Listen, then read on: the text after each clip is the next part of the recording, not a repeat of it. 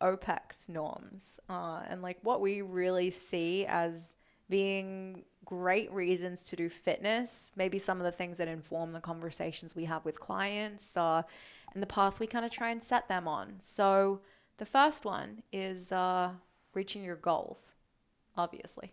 Yeah, that's important. That's important for coaches, right? I mean, gosh, everyone everyone has different goals, right? Everyone has different goals, and um, some people don't even know what their goals are, right? They just know they want change.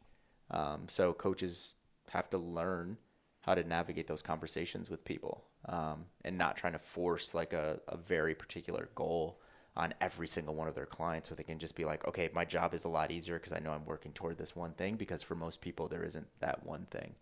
Um, but based on what we believe that we have to have an idea of what we're working toward. So we can call those goals, we can call them outcomes, we can call them, intent, whatever it is, right? We have to have an idea of what we're moving toward. So if the goal is to like become a better mover, right? Like that's so clear. And it's like we know what it takes, we know the equation to get there, and we know how long that really takes depending on who that person is. So I think we have to appreciate people's goals. We have to understand what their goals are, and we have to be okay with them still navigating what those goals are. And we have to have input, and we have to give them input on what we think, because we can't just be the voyeur and sit back and listen to what they say and like just write the program, because they don't most people don't really know. They don't know what this thing means tangibly in fitness. Yeah, I mean, I think about everything we just discussed, and all of those things could fit inside of someone's goals, and it's okay for those things to fit inside of someone's goals. But the point is that, like, one person may be chasing aesthetics, one person might be chasing performance, another person is looking for stress relief. And again, the way we get there and what that actually looks like is maybe going to be different from what society terms as those things. But yeah, the program just has to match that. Yeah, yeah. And from a coach's standpoint, when you have, so if you're a coach and you're up here and you have 30 clients underneath you, and all 30 of these clients have varied goals, they want different things. You as a coach, you have to have like a really clear ideology and like what you believe in. No matter what your clients' goals are, what do you believe in, and what do you think is right, and what do you think is wrong? And what are you trying to lead all of these clients to? Right? So if we don't, and if our purpose is whatever our clients want from us, we're going to be pulling our hair out, right? Because we're going to have no path. And then when things get complicated with client number 15 and they're like, I don't know why I'm here, we have nothing to stand on. We're just like, well, I have nothing for you because you don't have a goal, right? So let's say that we say it all the time, right? Like we need to try to make everyone autonomous in their fitness journey, right? Like let's say that's like the coach's purpose. If client number 15 is like, I don't know what my goals are anymore, it's like, hey, that's okay. Let's keep moving forward. Like no matter if these are your goals or not, this is what your assessment says. This is what you told me. This is why you hired me.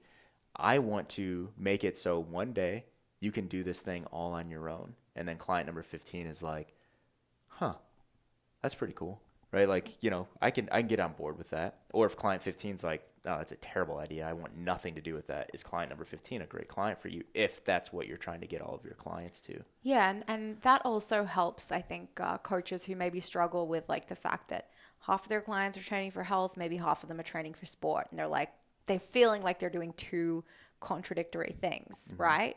But if they have this overarching goal for themselves as a coach and their clients underneath them to work them towards autonomy, doesn't matter if a client is training to live long and prosper or if they're training to compete in a sport, that goal of autonomy still applies to all of those Yep. people.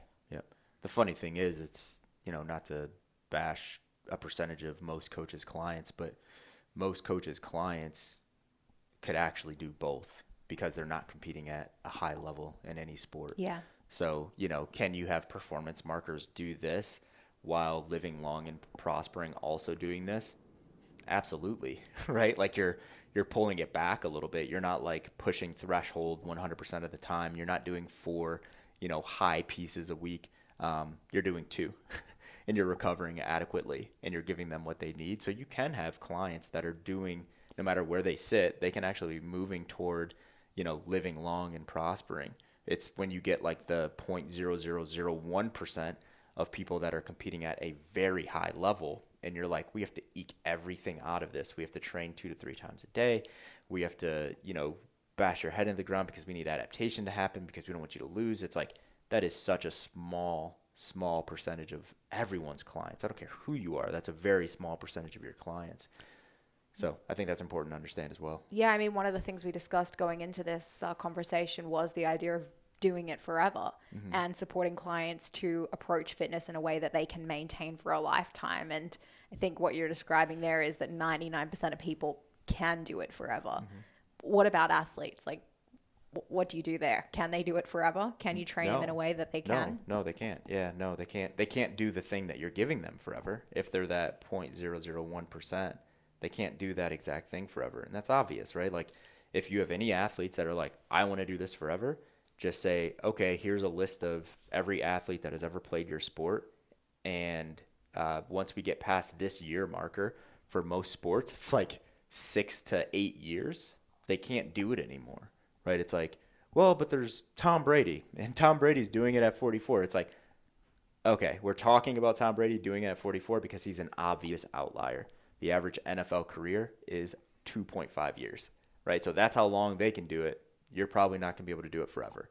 So yeah, if we have athletes and they think they can do it forever, you just have to you have to spit some truth, right? You have to say this is reality based on other human beings that are doing your sport or playing your sport at the highest level. Yes, you can participate in any sport forever. Most sports forever. You can participate in most sports forever, but you're not going to compete at the highest level. But if we're participating in a sport, that's what I was talking about. Like, you can actually still be healthy and participate in a sport. But if you're malaligned and you think that you're competing at a really high level and you need your program to be the same as the program as the people that are competing at a high level, then your coach needs to have a conversation with you, or you, the coach, need to have a conversation with your client and just be really honest with them and say, hey, you can't do a muscle up yet. What does that tell us, right? We're not going to do 30 in a WOD right now. Yeah, or I'm not going to push aerobic capacity to, break you when you're, quite frankly, not good at the sport, right? Uncomfortable conversation to have, but it's like, why would we move you in this direction if this thing tells us that you can't even compete, you can only participate? You're a participant. Because you're a participant, we're not doing these things because I don't want to make you do this for no reason. And it's like, maybe that client's going to fire you. I don't know, but I think it's important to have those conversations in a very tactful way, because you as a coach, you have to give reality to your clients, right? Like, you have to be that voice of reason.